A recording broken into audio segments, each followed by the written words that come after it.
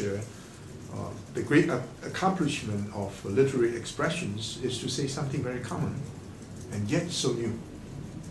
Use the common language we use, and suddenly there's a vision which you never thought about. That's creativity. That's true with history, obviously. True with also philosophy.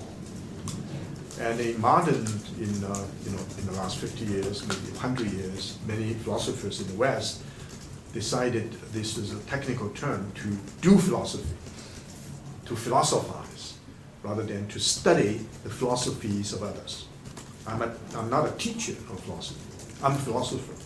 So I try to create philosophy as a discipline in the humanities, the only one that refuses to make a distinction between creative work and scholarly work. In all the other disciplines, the distinction is made. For example, in music, great instrumentalists, composers, people involved in composition and the like, or conductors, they're not associated with universities. University studies the history of music, musicology, theories of music. Sometimes we invite a great conductor to come. The person will be considered professor in practice, sometimes for a short period of time, maybe for a few months or for half a year. Or in literature, great writers are not associated with universities, with some exceptions, like Morrison, who's associated with Princeton. Most of the writers are not associated with universities. The university will invite these writers like a writer in residence. The writer then eventually will move to something else. And that's true with art. Great painters are not associated with universities. The universities study history of art theories and so forth. So there's a distinction between creativity on the one hand and scholarship on the other. Philosophy is the only discipline that refuses to make this distinction. So we philosophers are doing philosophy. The burden is incredible. Just imagine someone who's in composition. He will have to compare with Beethoven, Mozart, earlier maybe Bach, and Vivaldi. What can you do? Because Beethoven happened maybe once in 2 or 3 centuries. Mozart maybe never happened afterwards. So you try to compose in the spirit of these people, you suffer from nervous breakdown, right? Because you'll never be able to excel.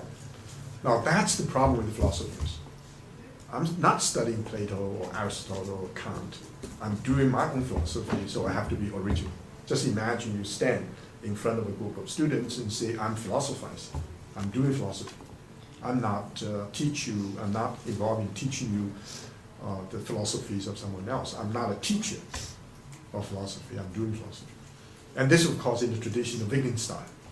And this great philosopher at Cambridge and other places. Actually, he was a gardener for a long time, but then he decided to become a philosopher. He did it so beautifully. So Wittgenstein would give a lecture, and people listen very attentively. Sometimes he's involved in thinking. So not for the next, say, 5 minutes, sometimes for half an hour, he's not able to utter a word. But all the students remain totally silent, just wait for this guy to say something intelligent or something original. Just imagine our philosophers here try to do that. I think within 3 minutes, most of the people will be gone. So it's very difficult. Now anyone who is involved in doing philosophy will have to be aware of the great philosophical minds. Even if you want to do philosophy, you need to have the challenges from all these major figures. So again, here, creativity doesn't mean creating something out of nothing or creating something that is totally unprecedented. So right now, the philosophers are very humble. They're so humble, they say, I'm not a philosopher. Doing philosophy, I try to make commentaries on Plato.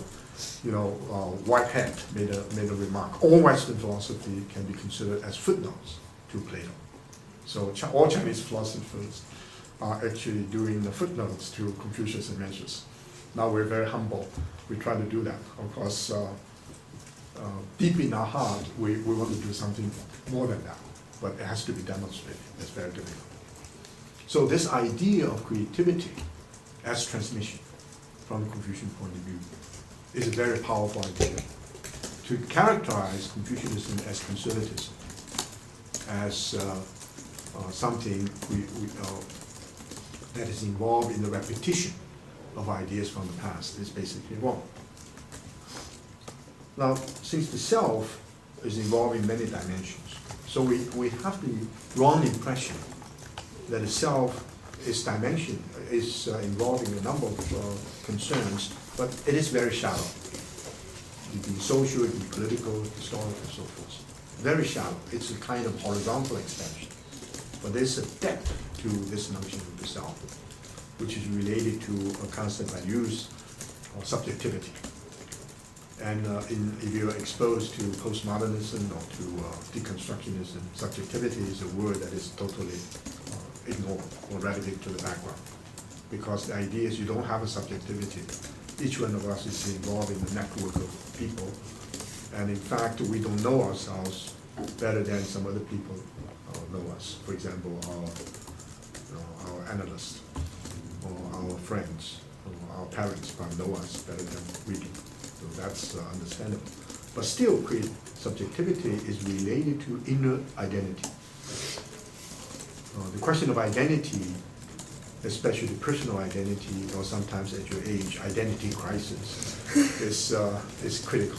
It only happened in the 60s when a Harvard professor, Erik Erikson, for the first time coined this word identity. Now, identity is your quest for self-understanding. You know that you evolved. You know, today you're different from yesterday. You know you'll be different tomorrow. Maybe you're being renewed. Maybe you're forgetful. You don't want to have anything to look back. And most of us don't remember the first 3 years or 4 years of our life. So we move on. It's a continuous evolving process. So our identity is not something fixed. It's always continuously evolving. Now, the Confucians would say this notion about the quest of identity is not simply a horizontal development, it's also a deepening process, depth of human understanding. Meaning the more we grow, the more we become connected with a larger world. The center is related to an ever-expanding network. The more we'll be able to understand ourselves, not only in the horizontal way, but also in the vertical way. And the example it mentions, when we have a chance to talk about mentions next time, is digging a well. I probably used that expression more than once. The deeper you dig into your own identity, your own self, the closer you reach the common spring. So once you get to the spring, then it flows. So it's you're no longer sucked into this, I call it closed particularism. You move beyond that. And move beyond that not by transcending all your specific conditions. That will be abstract universalism. You will deny your ethnicity, you deny your gender, you deny your age cohort, and so forth. You become a person who's liberated from all these constraints. In fact, you become abstract, sort of abstract idea. You're not real. You're not concrete.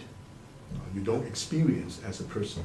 You simply become immersed in an idea which is never realizable, because we can never get rid of our constraints.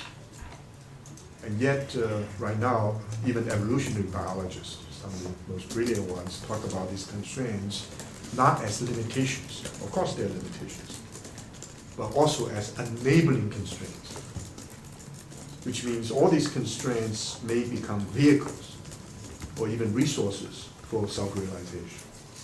I don't know whether you follow this line of thinking. It's very easy.